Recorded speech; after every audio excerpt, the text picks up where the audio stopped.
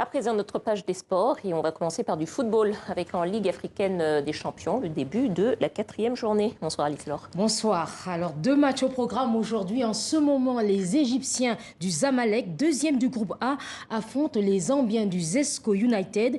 Et puis en Algérie, à Tizi Ouzou, la JS Kabylie a dominé la rencontre face aux Marocains du Raja Casablanca, mais les Canaries n'ont pas marqué. Score final 0-0. Ça se complique pour les Algériens.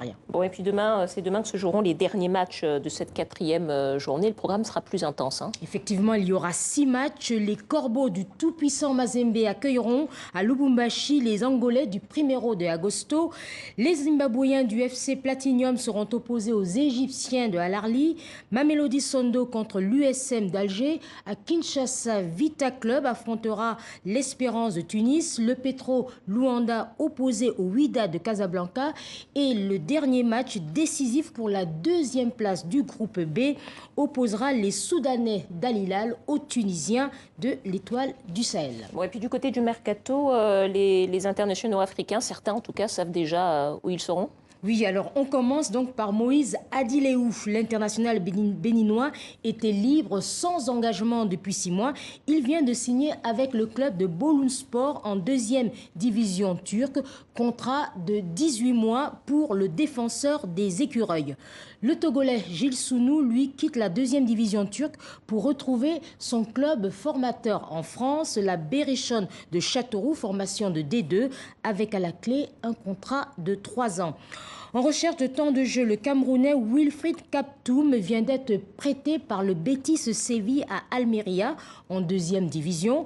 Prêté également avec option d'achat pour le défenseur guinéen Simon Fallet. Lui aussi est en manque de temps de jeu.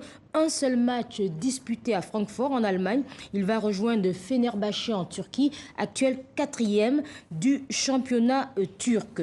Et puis à 33 ans, le défenseur ivoirien Ismaël Traoré vient de prolonger son contrat avec le SCO d'Angers jusqu'en 2021.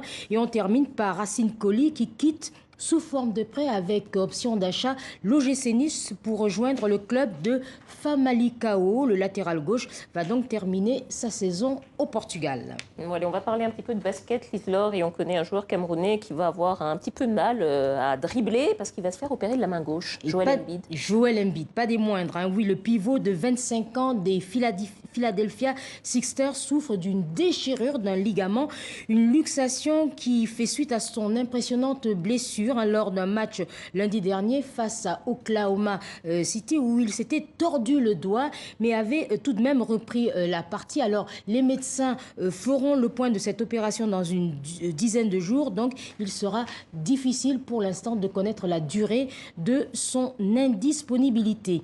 Et puis pour les amateurs de NBA, n'oubliez pas que cette nuit, vous pourrez suivre la rencontre à 4h heure française entre Dallas et les Lakers. Rediffusion demain à 8h.